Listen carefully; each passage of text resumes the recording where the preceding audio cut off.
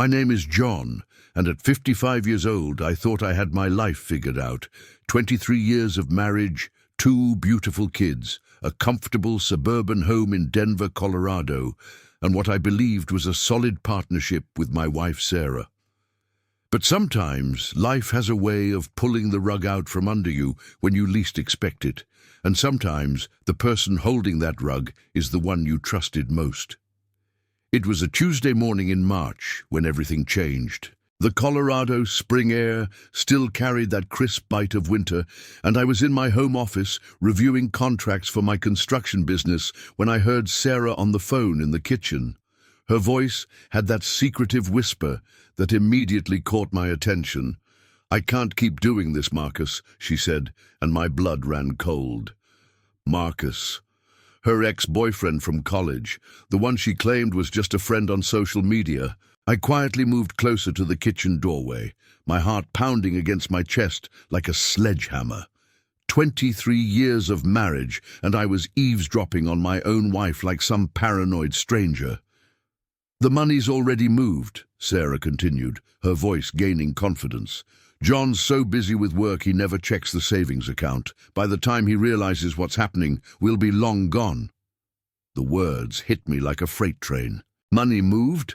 What money? I felt like I was watching my entire world crumble through a keyhole. "I've been transferring small amounts for months," she whispered. 50,000 so far. He trusts me completely with the finances. The fool actually thinks I'm just paying bills." I backed away silently, my hands shaking as I returned to my office. The construction contracts on my desk suddenly seemed meaningless. Numbers and specifications blurred together as I tried to process what I'd just heard. My wife wasn't just cheating on me emotionally, she was stealing from our family. That afternoon, while Sarah was at her part-time job at the boutique, I did something I'd never done in 23 years of marriage.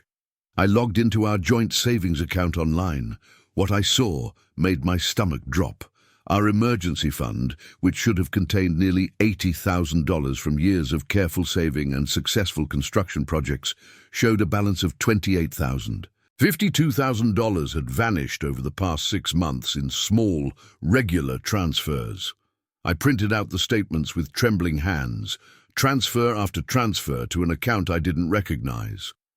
Each one labeled innocuously: household expenses, car repair, medical bills, all lies, all theft. I called the bank immediately. "Mr. Patterson, yes, those transfers were all authorized by your wife using her online access. She's listed as a joint account holder with full privileges." Of course she was.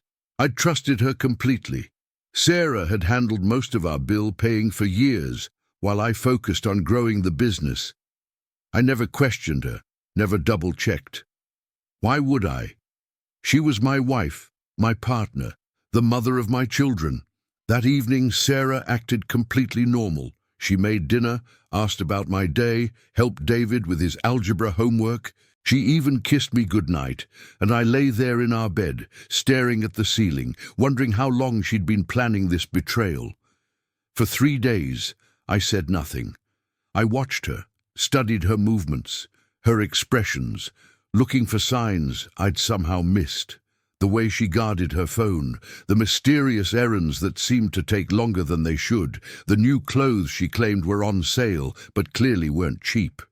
I also did some detective work. I hired a private investigator to follow Sarah and look into this Marcus character. What I learned made my blood boil. Marcus Reeves, 47, recently divorced, unemployed, and with significant gambling debts. My wife wasn't just leaving me for her college sweetheart. She was bankrolling a deadbeat who saw her as his meal ticket. Friday afternoon, Sarah dropped the bomb. The kids were at school, and I was in the garage organizing tools when she appeared in the doorway, her face set with a determination I'd rarely seen. "John, we need to talk." I set down my wrench and looked at her. Even after 23 years, she was still beautiful. Her auburn hair caught the afternoon light streaming through the garage window, and for a moment, I hoped this conversation would be about something else entirely. "I'm leaving," she said simply. "I've already packed my things. I'm moving in with Marcus." The garage suddenly felt smaller, the air thicker. "What about the kids?" "They'll stay with you. I've set aside some money to help with their expenses." The lie rolled off her tongue so smoothly I almost admired the audacity. "What money, Sarah?" Something flickered in her eyes. "What do you mean?" "I mean the $52,000 you've stolen from our savings account over the past 6 months. The color drained from her face. For a moment she looked like a deer caught in headlights. Then her expression hardened. "That money was mine too. I've been married to you for 23 years. I deserve something for all those years of sacrifice." "Sacrifice?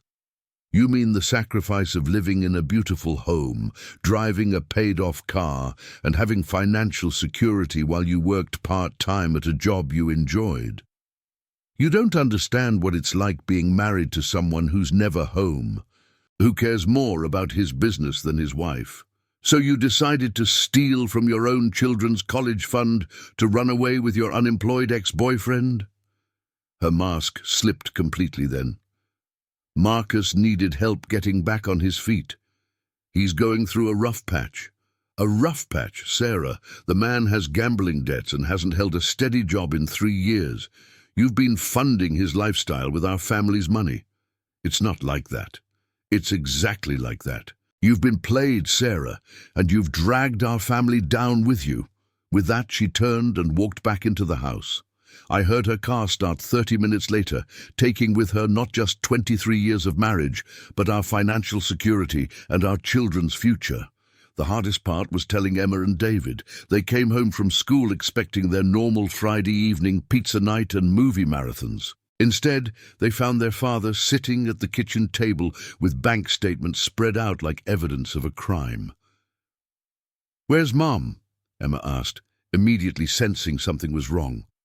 I took a deep breath, trying to find words that wouldn't destroy them completely.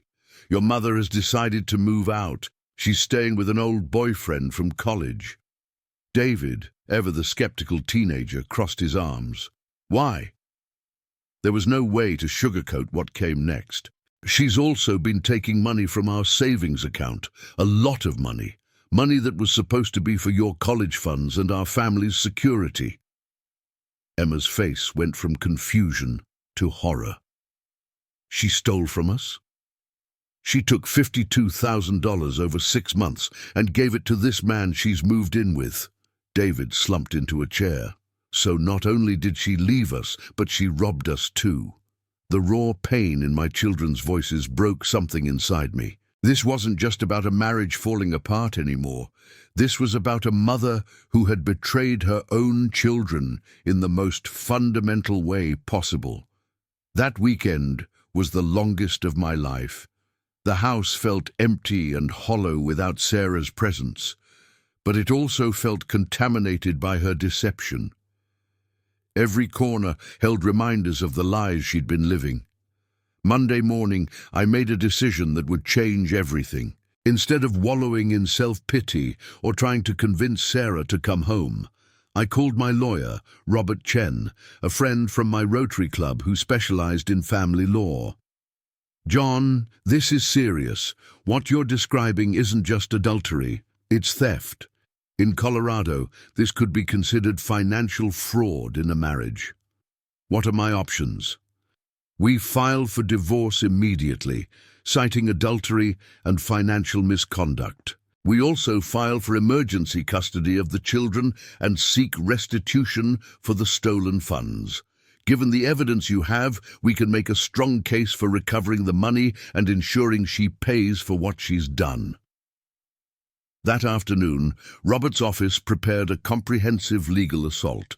The divorce petition outlined Sarah's adultery, her theft of marital assets, and her abandonment of her children. We also filed a separate civil action for recovery of the stolen funds and sought to freeze any remaining joint accounts. But we weren't done. Robert suggested something that made my stomach churn, but my sense of justice sing. John, what your wife did may constitute criminal fraud. If she used deception to access joint funds for personal use unrelated to family expenses, that's theft. You could file criminal charges. The thought of Sarah in handcuffs was both satisfying and horrifying. But then I thought about Emma and David, about their college futures, about the retirement fund she'd ransacked to support her deadbeat boyfriend. Do it, I said. Tuesday morning, exactly 1 week after Sarah had left, 3 things happened simultaneously. A process server knocked on Marcus's apartment door with divorce papers. A sheriff's deputy arrived with a warrant for Sarah's arrest on charges of felony theft, and a court order froze all of Sarah's personal accounts pending investigation. Sarah called me an hour later, her voice shaking with panic. "John, what the hell have you done? They arrested me. I'm calling from the county jail." I did what any responsible father would do when someone steals from his children. "You can't do this to me. I'm your wife. You were my wife. Now you're a criminal who stole $52,000 from her own family." The silence on the line was deafening. When Sarah spoke again, her voice was different, smaller, desperate. "The money's gone, John. Marcus had debts. I was trying to help him. You mean you gambled away our children's future on a loser who saw you coming from a mile away? Please, I'll pay it back. I'll do anything. You'll face the consequences of your choices. That's what you'll do." Sarah's arrest made the local news. Local woman arrested for stealing from family to fund affair. The shame was overwhelming, but so was the vindication. Finally, the world could see what Sarah Patterson really was. Marcus, predictably, disappeared the moment the police got involved. The man who'd convinced my wife to destroy our family vanished like smoke the second things got complicated. Sarah was left holding the bag for all of it. Her bail hearing was a spectacle. Sarah, who'd always prided herself on her appearance, stood before a judge in orange jail scrubs, her hair unwashed and her makeup smeared from crying. "Your Honor," her court-appointed attorney pleaded, "my client is a first-time offender who made poor decisions during a difficult period in her marriage." Judge Martinez, the same stern woman who would later handle our custody case, wasn't having it. "Ms. Patterson, you systematically stole over $50,000 from your family over a 6-month period. This wasn't a momentary lapse in judgment. It was a calculated pattern of theft targeting your own children's futures. Bail was set at $25,000. Sarah didn't have it. Her parents, retired and living on fixed incomes, couldn't afford it. Marcus was nowhere to be found. She spent 3 days in county jail before a bail bondsman finally agreed to help her. When she got out, Sarah looked like a different person. The confident woman who'd walked out of my garage had been replaced by someone who looked haunted and desperate. She called, begging to see the kids. "I don't think that's a good idea right now, Sarah. They're my children. Children you stole from. Children whose college funds you gave to your boyfriend. What exactly do you plan to tell them?" The custody hearing was devastating for Sarah. Judge Martinez had seen the bank records, the evidence of systematic theft, the documentation of her affair and abandonment. "Mrs. Patterson, your actions demonstrate a profound lack of judgment and a willingness to harm your own children for personal gain. This court finds you unfit for custody at this time." Sarah collapsed in her chair. Her lawyer tried to object, but the evidence was overwhelming. "Mr. Patterson will retain full custody of both minor children. Mrs. Patterson's visitation rights are suspended pending completion of her criminal case and evidence of substantial rehabilitation." Emma and David weren't in the courtroom, but they heard about the ruling when I got home. Emma actually hugged me, something she hadn't done since she was 12. "I'm proud of you, Dad. You protected us." David nodded. "She chose that guy over us, then stole our money for him. She deserves whatever happens." The criminal case moved forward relentlessly. Sarah's lawyer tried to negotiate a plea deal, but the district attorney wasn't interested in being lenient. This case involves a substantial amount of money stolen from minor children, the prosecutor told Robert. We're sending a message that this behavior has consequences. Meanwhile, I learned more disturbing details about where our money had gone. Marcus hadn't just had gambling debts, he'd been using Sarah's transfers to fund an expensive lifestyle. Luxury hotel stays, expensive dinners, gambling trips to Black Hawk. My wife had been played by a professional con artist, and she dragged our family down with her. 3 months after her arrest, Sarah pled guilty to felony theft. The plea agreement required her to serve 90 days in county jail, 5 years of probation, and make full restitution of the stolen funds plus interest. The restitution part was almost laughable. Sarah had lost her job at the boutique when the arrest became public. She had no assets, no savings, no way to pay back $52,000. The court ordered her wages garnished for the next 15 years. But there was one more surprise coming. My private investigator had been digging deeper into Marcus's background and discovered something interesting. Marcus Reeves wasn't just a deadbeat. He was a career criminal who specialized in targeting lonely, financially comfortable women. John, your wife wasn't his first victim, the investigator told me. I've found at least 3 other women over the past 5 years. Same pattern: online reconnection, emotional manipulation, financial exploitation, then disappearance when things got hot. This information led to Marcus's arrest on multiple counts of fraud and theft. It turned out Sarah's $52,000 was just part of a much larger scheme. When they caught him in Las Vegas, he was already working on victim number 5. Sarah's world collapsed completely when she learned the truth about Marcus. The man she'd destroyed her family for hadn't loved her. He'd targeted her specifically because of her access to money and her obvious vulnerability. She wrote me a letter from jail. 20 pages of apologies, explanations, and desperate pleas for forgiveness. But the woman who'd carefully stolen from her own children over 6 months wasn't someone I could trust with my heart again. I know I can never undo what I did, she wrote. I know I threw away 23 years of marriage and hurt our children in ways I can't even comprehend. Marcus played me for a fool, but I made the choice to betray my family. I have to live with that forever. Emma refused to read the letter. She made her choice, Dad. Now she gets to live with it. David was more conflicted. At 14, he still wanted to believe his mother could be redeemed. But he also understood that some choices have permanent consequences. Sarah served her 90 days and was released on probation. She moved into a studio apartment across town and took a job at a fast food restaurant. The garnishment from her wages meant she was barely surviving, but that was the price of her choices. She petitioned the court for visitation rights after completing her sentence, but Judge Martinez was skeptical. Mrs. Patterson, you've completed the terms of your criminal sentence, but rebuilding trust with your children will take much longer.